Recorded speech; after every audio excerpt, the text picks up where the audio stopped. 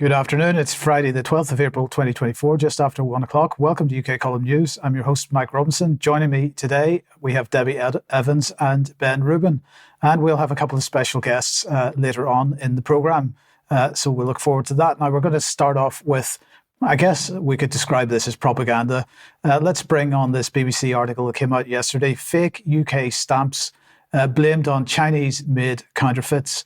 This was the BBC trying to tell us that some criminal activity which is happening in the UK is in fact being done by the Chinese government effectively. It is China's fault.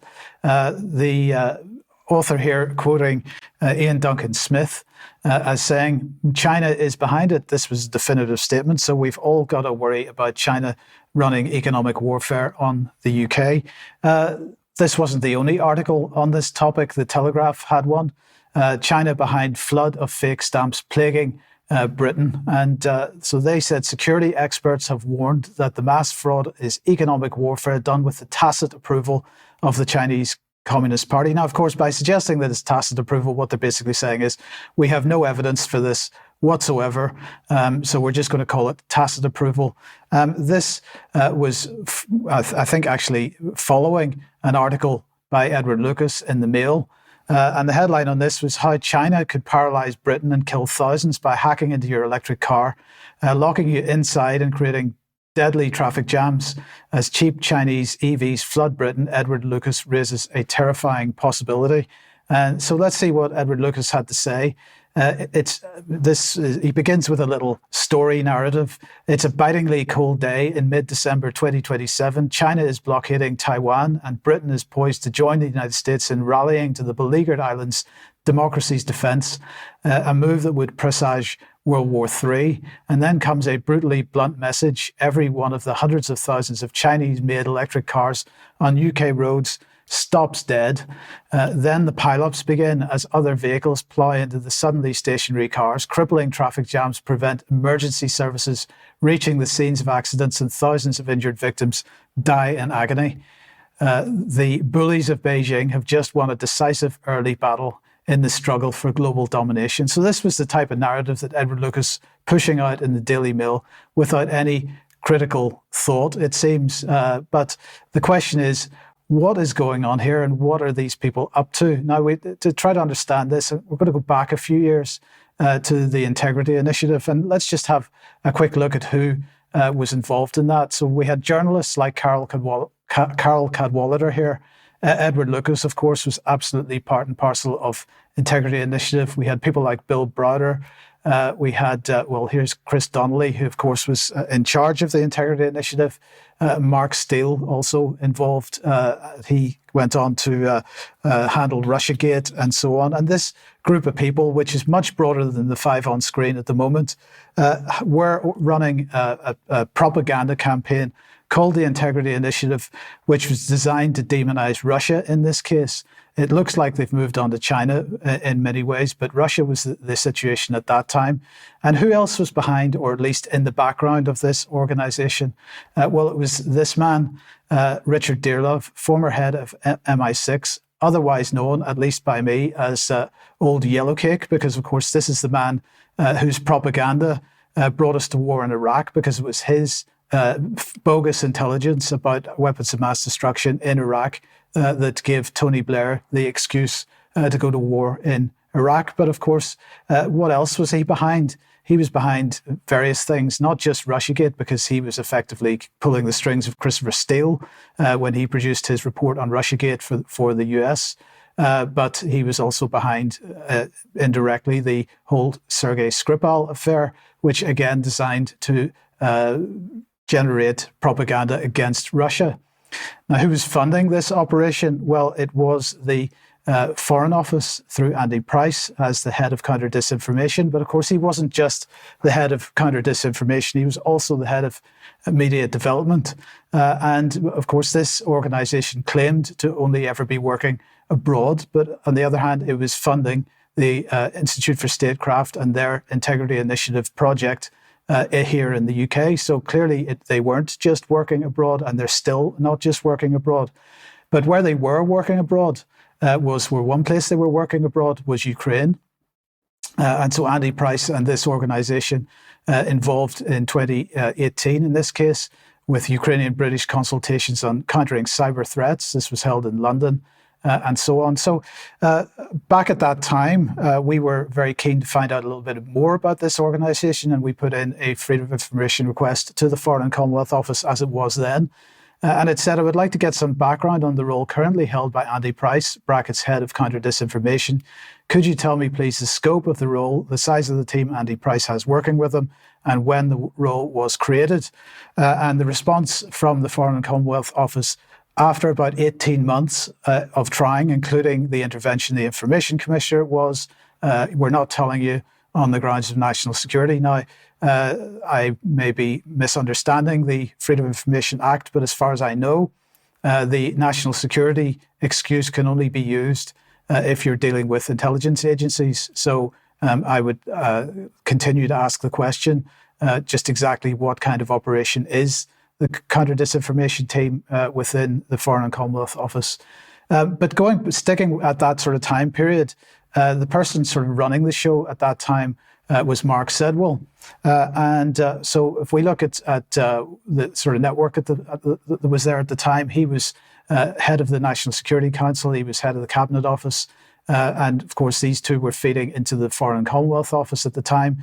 Now, I've put the Information Research Department name on there because that was sort of the original counter-disinformation team, which was shut down by David Steele, if I remember correct, or may have got that wrong, but it was shut down in the 70s, but it didn't really go away. It sort of stayed there in the background and eventually came back out into the open as the Counter-Disinformation and Media Development Programme, headed by Andy Price.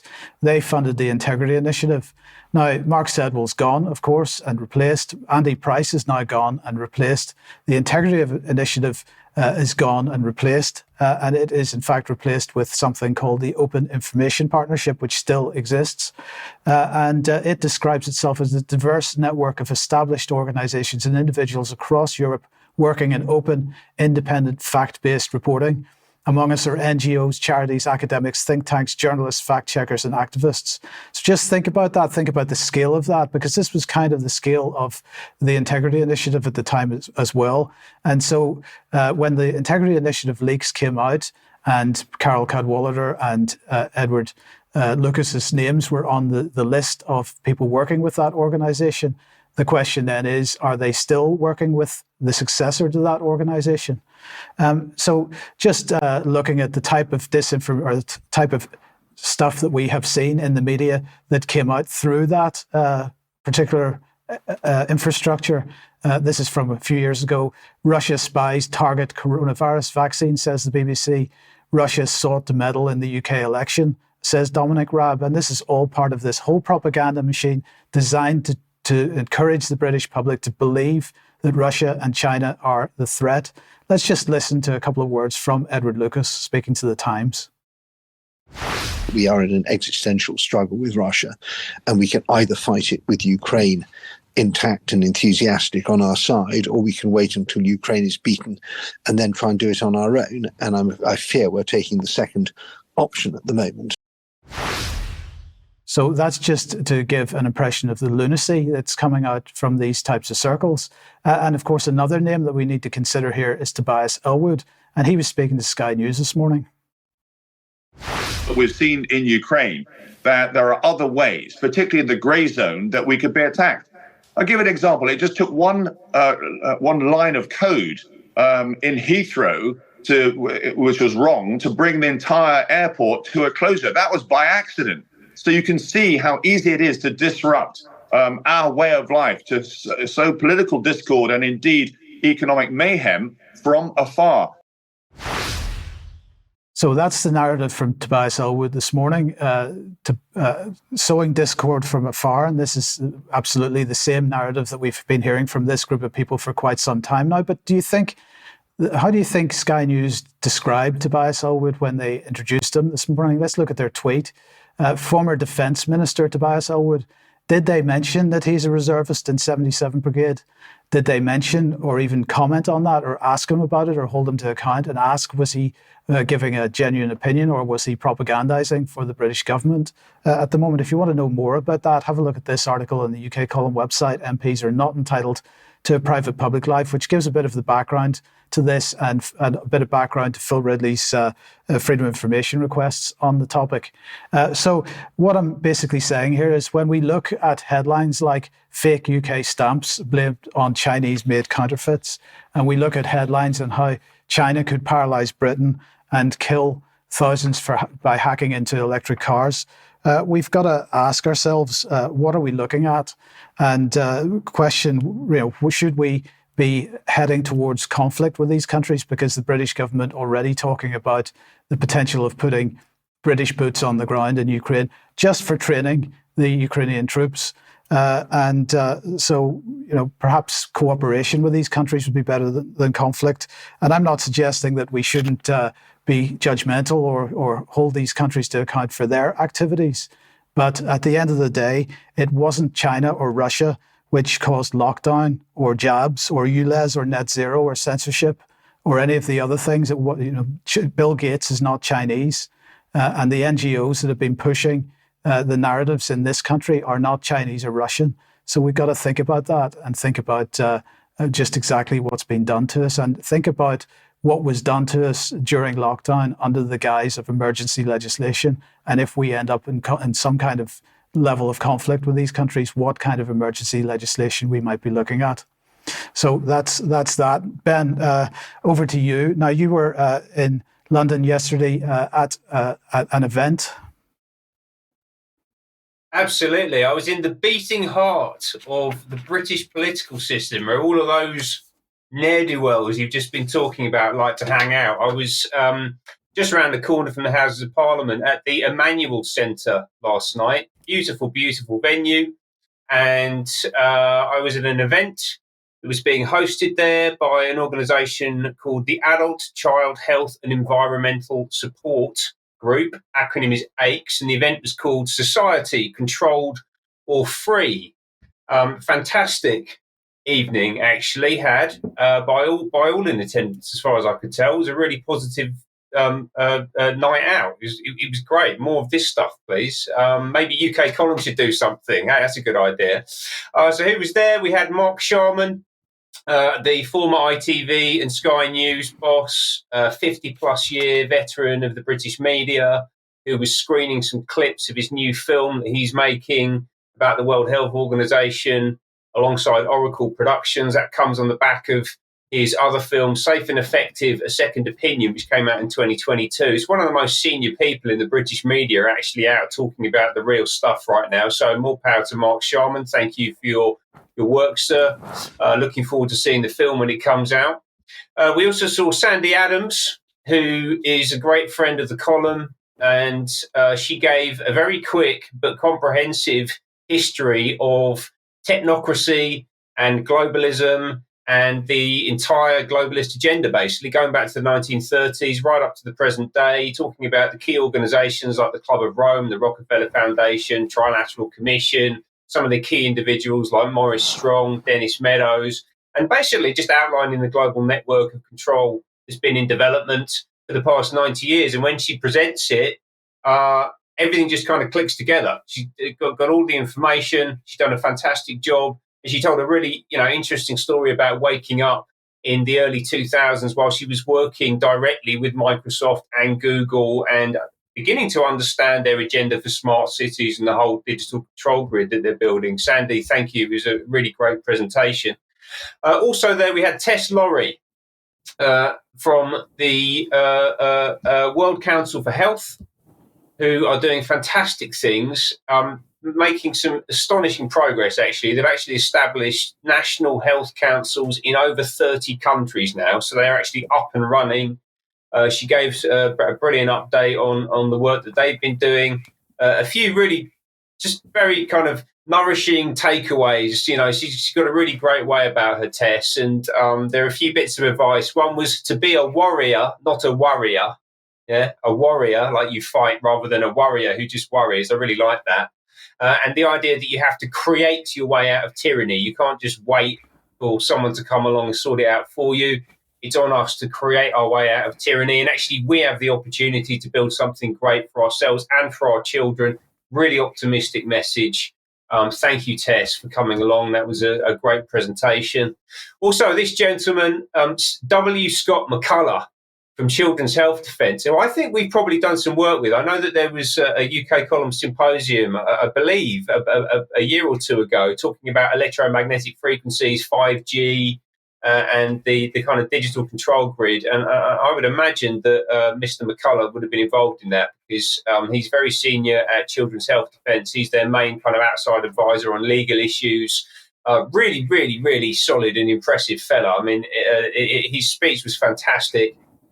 He used the term control oligarchs, which I really liked, and basically explained in extraordinary detail how this digital control system works, the dangers of electromagnetic frequencies, and also his solution to getting away from the control grid is to put the devices down and get a life, right? Which got a massive round of applause. And I think that that's really good advice that we can all live by. A lot of discussion about the dangers of these systems that they're bringing in. So there was talk of the ULEZ cameras, and you may have seen this graphic doing the rounds, the idea that they're called C-46's extermination weapons, multi-fusion photon ionization radiation guns. Right, I'm not sure, I don't actually quite understand what all of those words mean when they're strung together like that, but I am certainly suspicious of all of the hardware that's being put up around our cities.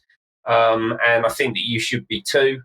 And then the kind of blockbuster showstopper at the end of the evening, Andrew Bridgen, who seems to be becoming something of a folk hero, actually. He received an incredibly warm reception.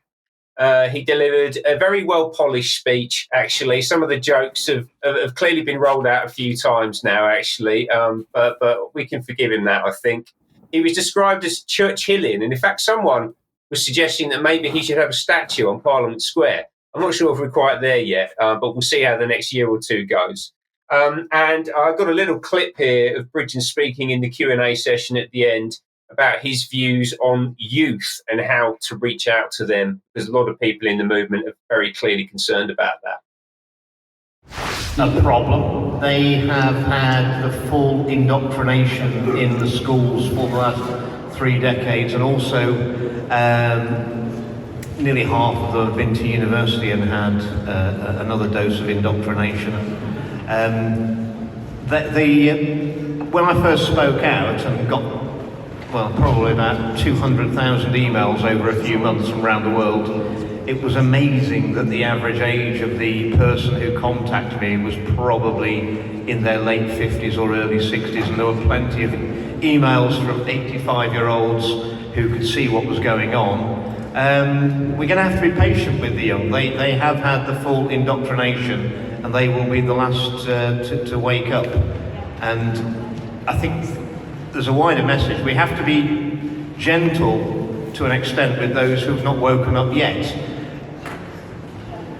It's a bit like I could drag someone to church and make them listen to a sermon, but I can't make them believe in God. And until the people are ready, all we can do is lay out the ground and the information for them, and in their own time they will come. But in the meantime, we've got to act, because we're the ones who know what's going on, and we've got to stop it. I think that's pretty solid advice, actually. We've got to lay the groundwork. We've got to build community around the issues, actually. And the most heartening thing of the entire evening was meeting people, speaking to people, hearing about what they were doing. I've got a couple of examples of some of the leaflets that were being shared. So this here from the National Residents Association, if we can flip over onto the back, they've done this fantastic visual showing, you know, what is a smart city? What are the different components of it? What are the dangers? And actually, wouldn't we just prefer having something which isn't smart and is more traditional? And I certainly would agree with that. And then finally, I had the chance to meet one of the people involved in organising Stand Together, who are focused on local action, waking up the masses, providing an alternative to the mainstream narrative. And they're really, really big on community outreach. And they've got an event coming up this Sunday, 14th of April, starting in midday at Grove Park in Castleton in South London. So if you're in the area, make sure to go down and check it out. And I think that this is very much the direction of travel that we need to take, community outreach and building things back up from the ground up. Couldn't agree more. Thank you very much, Ben. Thank you for that. And thank you for going to that event. Debi, welcome to the programme. And let's have a look at what the MHRA has been up to. Well, yes, good afternoon, everyone. And should I say good afternoon to the MHRA as well, because I'm sure they're watching, or at least somebody's watching. But I've had difficulty this time with the MHRA. I'm feeling like a bit of a nag, actually, because I've had to email them to ask for tickets, and then there was no facility to ask questions on the board meeting prior to the board meeting. And then it was, well, where's the YouTube? So I emailed them this week because it's nearly a month since the board meeting. And thank you to everybody at the MHRA for facilitating the YouTube on the next day. So we have it now. Here's a screenshot just to show you. Please go and have a look at it. Even if you just click in, it shows that we're watching them quite clearly. So let's look at what they said. I've just snatched a little bit from some of the board meeting, but I want to talk about the Yellow Card Biobank. Now, this is pioneering genetic engineering, genomic sequencing. And you can see the press release. This was released in February, Pioneering Genetic Biobank to start recruiting patients on stroke prevention medicines. And this is the Yellow Card Biobank. Now, let's just go to the next slide to see our friend, Dr. June Rain, or should we say Dame June Rain, who says, we are excited to launch the second phase of the Yellow Card Biobank, which demonstrates that we are at the absolute forefront of innovation in the field of drug safety monitoring. Almost a third of adverse reactions to medicines could be prevented with the introduction of genetic testing. The Yellow Card Biobank will help us move forward towards our goal of personalised medicine. Getting involved with this important initiative means you will help more people use medicines safety. Now, I just want to add very quickly that if anybody is watching that has had an adverse reaction to anything, it is likely that they may be asked to volunteer themselves to the Yellow Card Biobank. Now, this is because of personalised medicine. They want to experiment and investigate you. They're not there to help you. They're there to grab the data from your adverse reactions and then pass it on to researchers. And I just want to say that the Yellow Card is the flagship of the MHRA. It's patient safety. And they say that genetics play a very important part in minimising drug adverse reactions. Now, the Chief Safety Officer, of course, we know as Dr. Alison Cave, who's sitting very nicely earning £195,000 a year. She's the highest earner of the MHRA. She was talking about the Yellow Card Biobank at the board meeting. Let's have a listen. I think, Alison, you're up next and going to update us on the Yellow Card Biobank. So for those online, the aim of the Yellow Card Biobank is to better understand how a patient's genetic makeup can impact the safety of their medicines and more specifically the incidence of side effects to those medicines. And we feel that understanding the underlying mechanism of adverse reaction would support the development of new testing, pharmacogenomic testing strategies to reduce the burden of public health burden of ADRs and also, of course, the personal burden on an individual. So that's the vision of the biobank. We have a 2-year pilot, which we launched last year, and we're now at the midpoint of that pilot. So during the first year, as the paper sets out, we've established and recruited an excellent team. We've established a formal memorandum of understanding with Genomics England, our partner in this pilot, a formal governance structure, including a steering board, a scientific advisory board, a project board, and a patient and public involvement Management Advisory Group. We've finalised a procurement contract for the blood collection, and we've launched 2 pilot topics. One is allopurinol and Stevens-Johnson syndrome, which is a very severe skin reaction.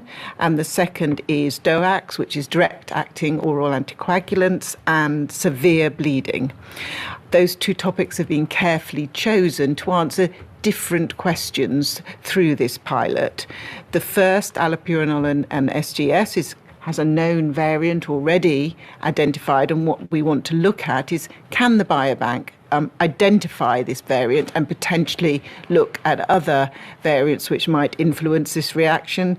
And the second, the DOACs, direct-acting oral anticoagulants and severe bleeding, less certainty whether there's a genomic variant underlying that, but what we're looking at is, through the biobank and a more discovery phase project, can we identify a variant which may increase the risk of this particular adverse reaction? So there you see, the biobank is not for patients, it's for the MHRA and for research.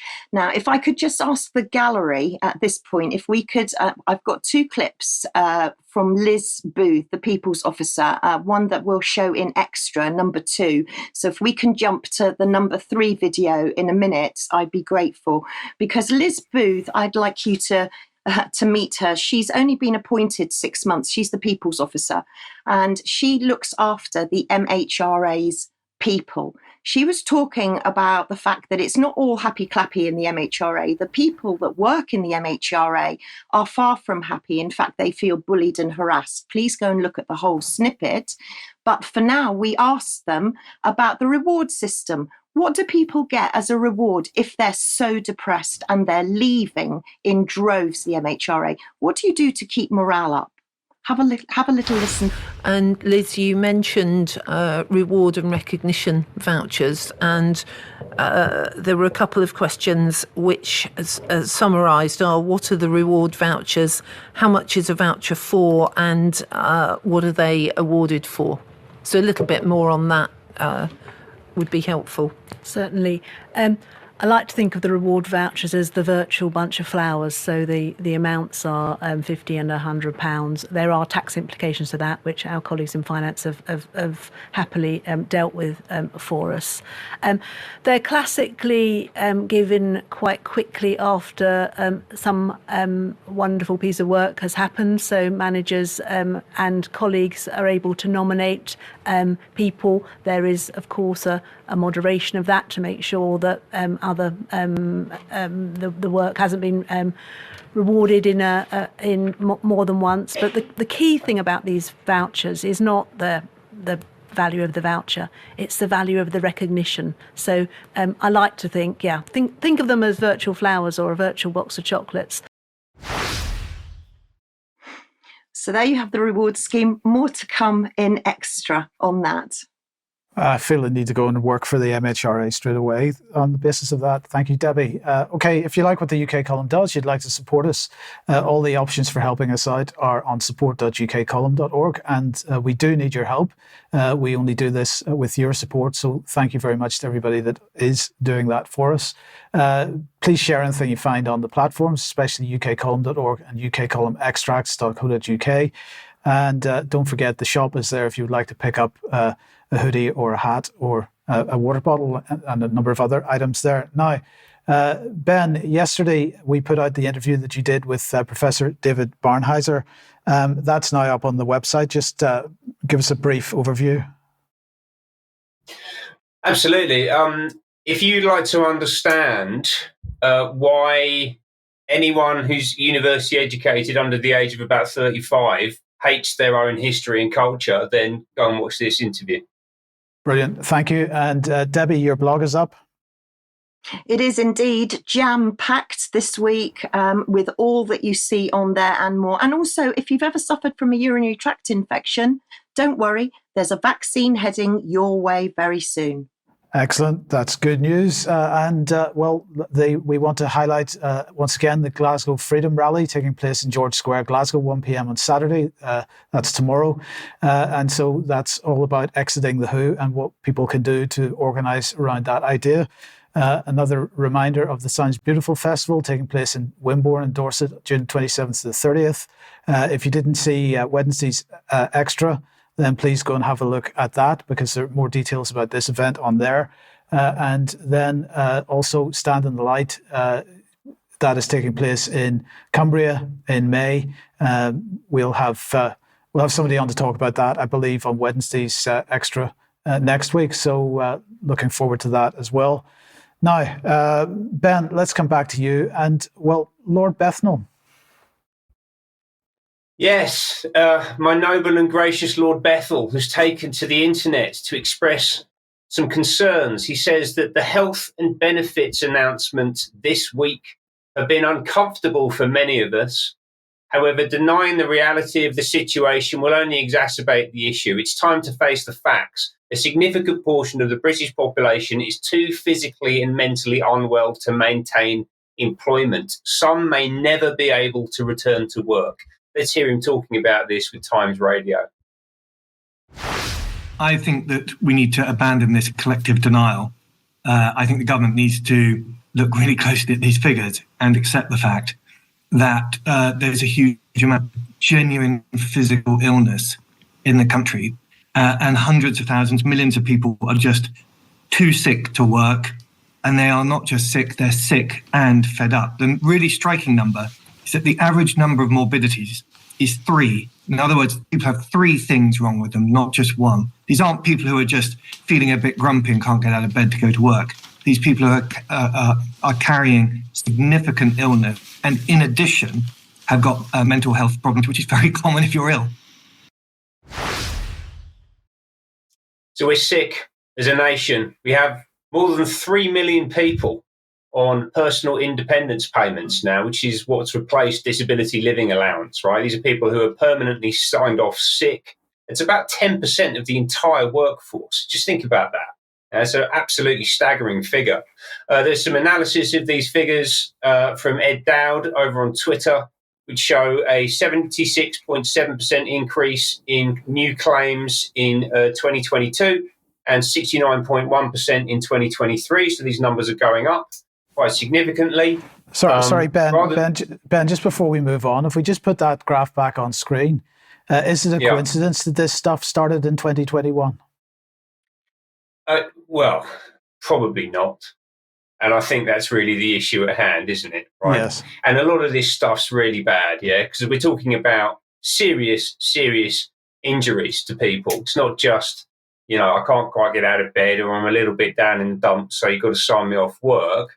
We're talking about nervous system damage, right? So actually one of the most striking increases is, as we can see on this next chart, is the new neuropathy claims are up 680% as of October 2023. And they started to rise in 2021, and we all know what started in 2021. And Lord Bethel is absolutely right to be concerned about this, but probably not for the reason that he's communicating to us, because Lord Bethel is a noble lord. He sits in the upper chamber of the British political system, and he is one of the most senior health ministers in the government. He certainly was until very recently, but during the COVID years, he was personally responsible for all COVID procurement, so he oversaw that personally. And he also had ministerial responsibility for the development of the new vaccines, working in close collaboration with the pharmaceutical industry.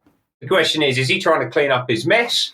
Actually, I don't think that he is, actually, because this appears to be a ruse to roll out the next wave of their plan. So he's just issued this document last week, I believe, or maybe the week before, Health is Wealth, a fast start for a covenant for health. They really want to get going on this, authored by, amongst others, Bethel, but also David Halpin, yes, from the Behavioural Insights team, who is also very closely involved in coercing the entire nation into participating in a medical experiment.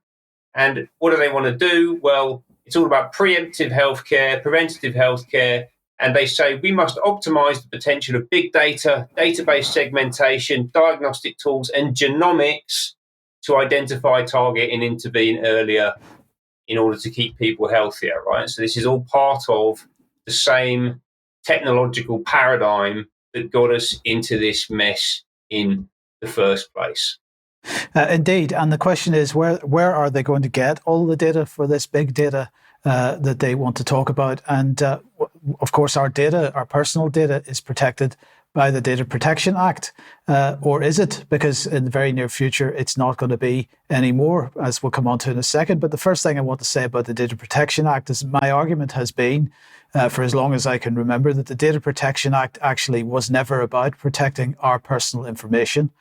It was about creating a register of databases so that at some point in the future, since it was established, whoever wanted to get access to data knew where they could go to get access to particular data, and we would start to see databases being merged when it was convenient.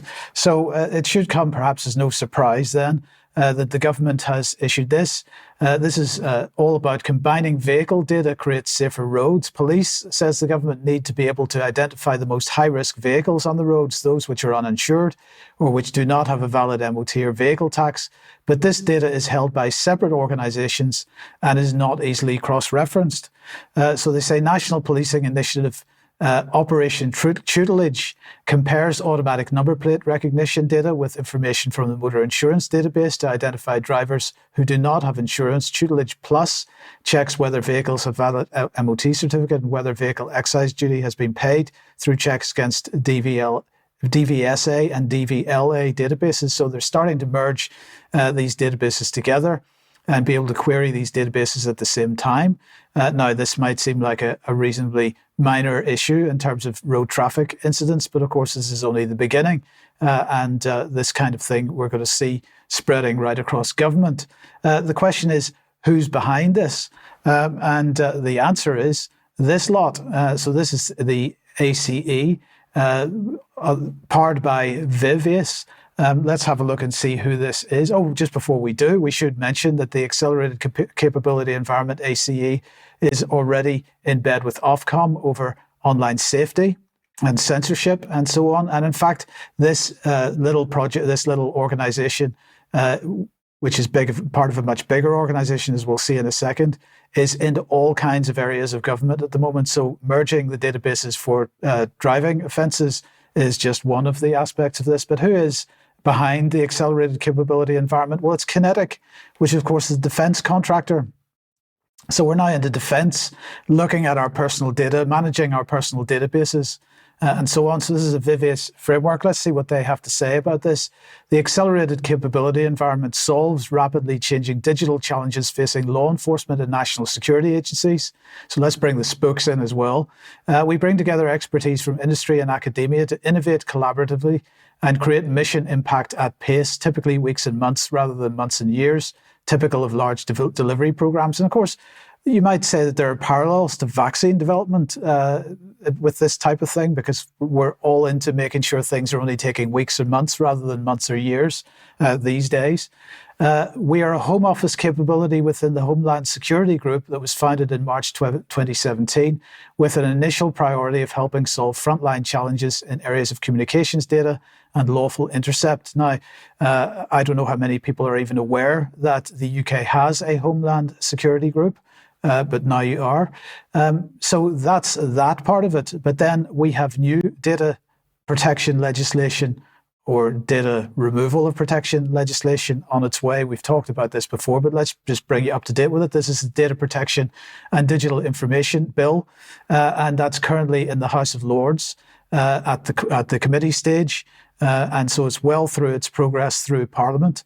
And what's this all about? This is all about enabling AI. That is what this is about 100%. So let's just look at the various aspects of this. So first of all, this legislation provides a wider scope for public authorities to refuse subject access requests. So if you believe that your data has been used inappropriately, this particular legislation will make it much more difficult for us to find out how our data has been used by public authorities, and they'll have much more scope for refusal for giving that information out. It enables solely automated decision making. So this is AI into the public sector, making sure that agencies, whether that be HMRC or whomever, are making automated decisions. Perhaps this is heading into the courts as well. We know that AI is heading into the courts, but this legislation enables that. Lesser requirement for a proper impact assessment. So the current data protection regime is saying that any kind of use of data needs to be necessary and it needs to be proportionate. And this legislation removes that protection in many ways. It enables international transfers of personal data because many of these large AI companies are international, of course. And so our personal data, which can't currently be exported to the United States, for example, will be able to be exported to the United States under this legislation. But this is, again, the most worrying aspect of this. It gives the Secretary of State broad powers to amend data protection laws via statutory instruments. So again, we have secondary legislation being used to basically, within the primary legislation, it becomes an enabling act that allows the Secretary of State to do whatever the heck he likes in the future. This is extremely dangerous, and this whole data protection regime needs to be dealt with. It's not too late still. It's still only in the House of Lords. It is a committee stage. There's still opportunity to stop it if we get organised around that. So keep an eye on this. Ben, let's come back to you then for, well, what's Channel 1? Could this be more AI-related stuff? Everything's AI related these days, I think. Yes, I introduced Channel 1 back in December. It's a new media organisation, and let's find a little bit out about what they're about. Hello, and welcome to Channel 1, a new way of consuming, reporting, and thinking about the news powered by artificial intelligence. Today, you'll witness AI-generated stories and headlines, captivating visuals, and data-driven insights. From global news to finance to entertainment, we'll show you how technology enables us to bring you a global perspective 24/7, right from the heart of our AI-native newsroom.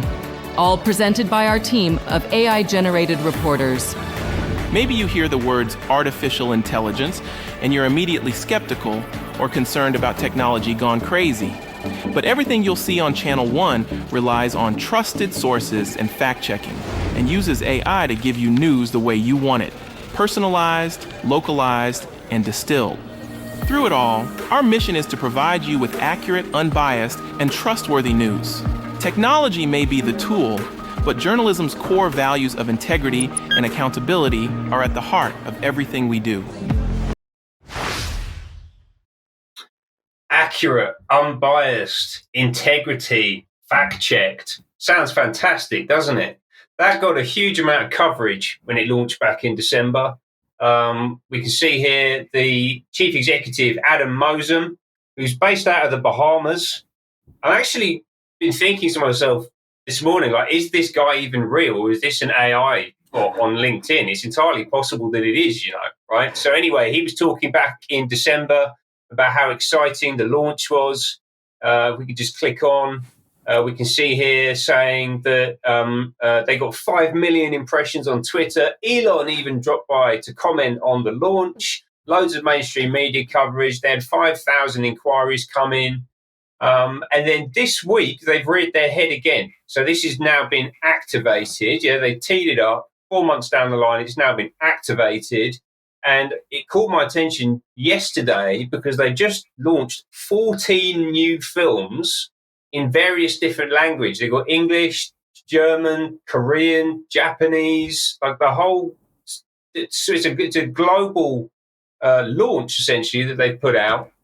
And it's this guy, Adam Mosum, who is the founder, talking about what their plans are for this year. Hello, everyone. We at Channel 1 are humbled by the positive response we've received after millions of viewers across the globe saw what we're working on. Today, we'll give you more details about what we hope will be the start of a new chapter in journalism and global communication. We have all heard that the news industry is in a state of crisis, facing decreasing audiences and intense economic pressure. Many respected brands that have been around for generations are now struggling to stay afloat. In an attempt to maintain their audience, some outlets have resorted to telling people only what they want to hear, confirming their biases and reinforcing their worldview. This dangerous loop leads to polarization, and we're now seeing the effects of this in our society. In some extreme cases, we've seen our news providers deliberately cross the boundary of truth into knowing falsehood to preserve their narrative. As a result, trust in our institutions is at an all-time recorded low. We must get to a place where we can at least have a set of shared facts, separate the opinion, and understand the difference. Only then can we have meaningful debates and conversations about our society. It's time for a reinvention. So, I mean, everything that he says that he's trying to fix, I think he'll end up doing the opposite. And I think that's probably the point with this stuff, right? So he just said in the piece there that things are becoming more polarized. It's difficult to have conversations across different ideological lines. And that we don't have a set of shared facts that we can all agree on. Now, in the first video that I just showed, they talked about total personalization of your newsfeed based on you as an individual, right? And they're actually going to construct narratives, construct headlines, construct content based on your individual perspective, which is the complete opposite to us having a shared understanding of what's going on. So this organization is fascinating. I think that now that they have been activated with this launch, we're going to see a lot more of them. But I think that the aim of this appears to be to sow as much discord and confusion and chaos as possible. And I'll be keeping a very close eye on them.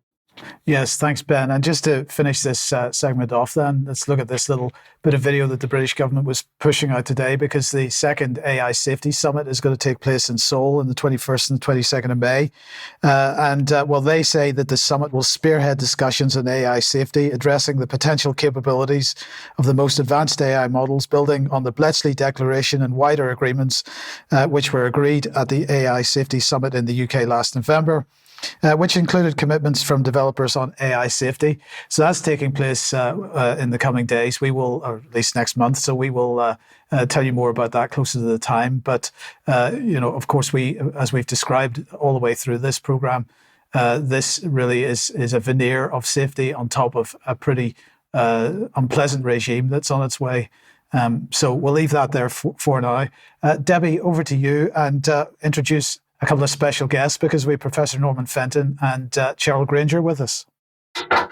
We do indeed, and thank you so much for this, because the MHRA, here we are going back to the MHRA again, the MHRA meets finally the Information Commissioner's Office, and the question is how important is the health of pregnant women and our unborn babies, bearing in mind that we know all the dangers of COVID. And Cheryl has forever, seemingly, been trying to get some data from the MHRA because she knows that the MHRA have got very valuable data. But let me introduce Cheryl because Cheryl's information has also made Professor Norman Fenton's attention. So Cheryl, welcome to UK Column. Thank you so much. You have been trying to get this data, vital data, from the MHRA for a long time.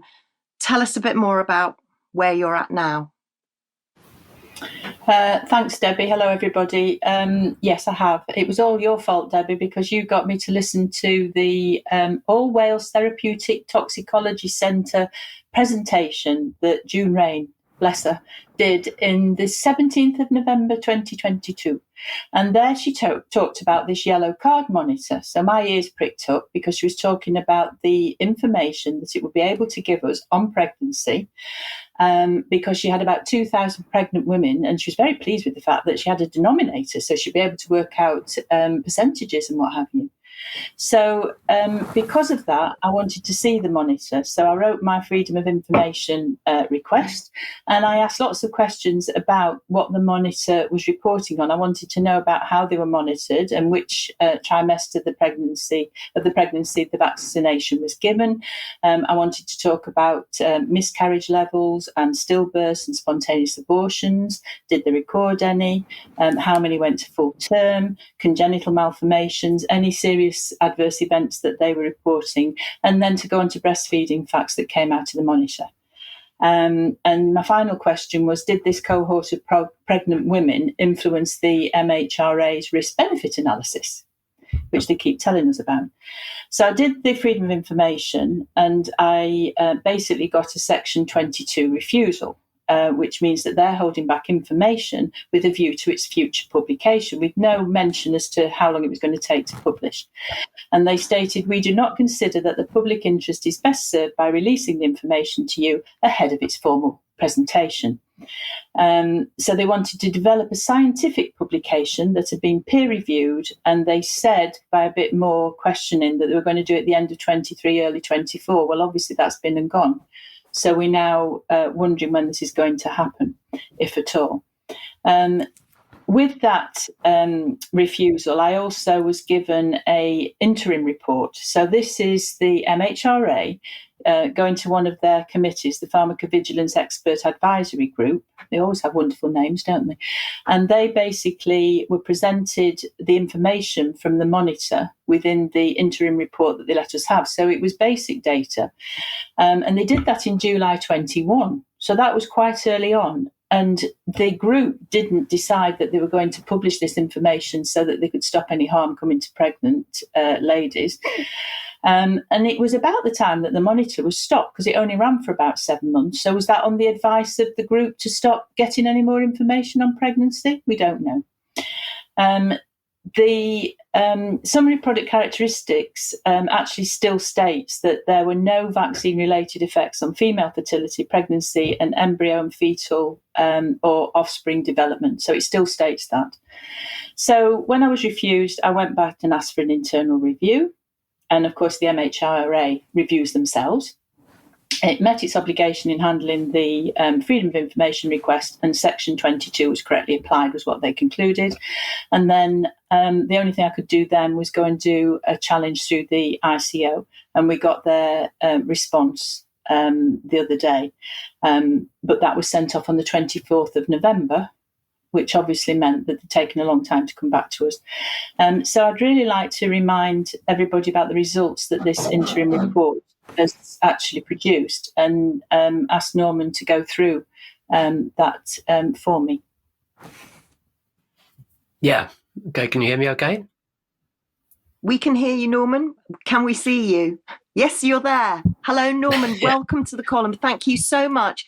I'm absolutely delighted you can join us. And for people that aren't aware, let's just remind people, Professor Norman Fenton, Emeritus Professor of Risk, Queen Mary University of London. And I'd just like to direct people to Professor Fenton's Substack there. And this is the latest entry, the one that Cheryl is referring to. The MHRA still won't release critical data on vaccinated pregnant women. So yes, Professor Fenton, please take it away. And Cheryl, please ask questions when you need to.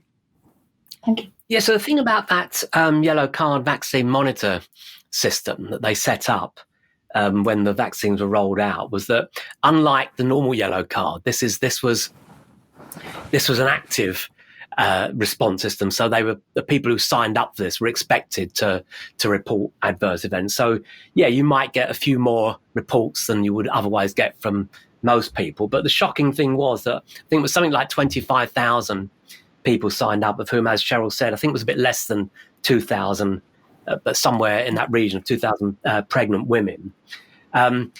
Remarkably, over 53% of all of the people reported at least one adverse reaction within those first few months, which is an astonishing figure. And of the pregnant women, 66% of those who actually had the AstraZeneca vaccine reported at least one adverse reaction. I think it was a 61% for Moderna, 38% for Pfizer. We're talking about in that short period when it was active. And of course, I don't know. We don't know what actually happened. But as Cheryl said, they must have been pretty worried anyway about these data, because the way they sent it off to these, there's the safety analysis experts at this, whatever it was, this pharmacovigilance group. And then, as Cheryl said, then it stopped. We didn't, they kind of there must have been some safety signals here, but they never provided anything more than this very, very basic data, which simply indicated that there must have been some kind of a safety signal with those kinds of high proportions of of adverse reactions being reported. And what's kind of like remarkable is this whole exemption, this excuse that they're able to use to enable them not to publish the results that they clearly have, the detailed results, that they're planning. All they had to do was say they're planning to submit a peer-reviewed paper, right? So as Cheryl said, they that was supposed to be done at the end of 2023, beginning of 2024. It hasn't happened. But the point is, what does it even mean? Because they're saying that they're only going to publish it as a peer-reviewed paper. Well, if you want to get a peer-reviewed paper rejected, all you have to do is write it out very badly and it won't get accepted. So if they submit it to a journal, they can say, well, we prepared this paper, but it didn't get accepted. Does that then allow them never to report these results, or does it then mean that they're expected to go on forever until they some point in the future get it into a form which is fit for which actually passes peer review? We've got no idea, right? I mean, I have no confidence in the peer review process whatsoever, but what we do know about it is that papers that have challenged the safe and effective COVID narrative have found it very, very difficult to get peer reviewed, even if they're very well written, whereas papers that support the narrative, that it's safe and effective, using all the tricky techniques, the cheap trick techniques that we reported on, which massively exaggerate the safety and efficacy of the vaccines, those get fast tracked into peer reviewed papers. So, what's going on here? I mean, if it's